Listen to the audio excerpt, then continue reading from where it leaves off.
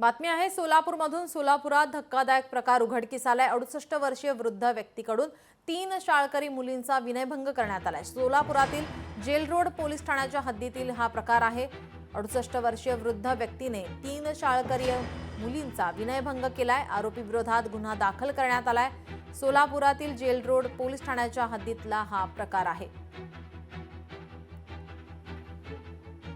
सोलापुरात धक्कादायक प्रकार उघडकीस आलेला आहे। वृद्ध व्यक्तीने 3 शाळकरी मुलींचा विनयभंग केलाय। या प्रकरणी आता पोलीस ठाण्यामध्ये गुन्हा दाखल करण्यात आलाय।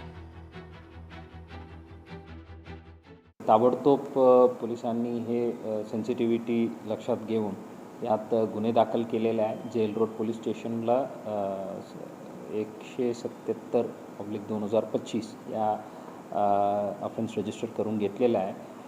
79 BNS आणि सोबत 12 पोस्को ॲक्ट नुसार आम्ही गुन्हे दाखल करून आता 48 तासाच्या आत ते चार्जशीट पण तयार केलेलं आहे आणि आज रोजी आम्ही आरोपी चार्जशीटसह आदरणीय कोर्टासमोर हजर करणार आहेत।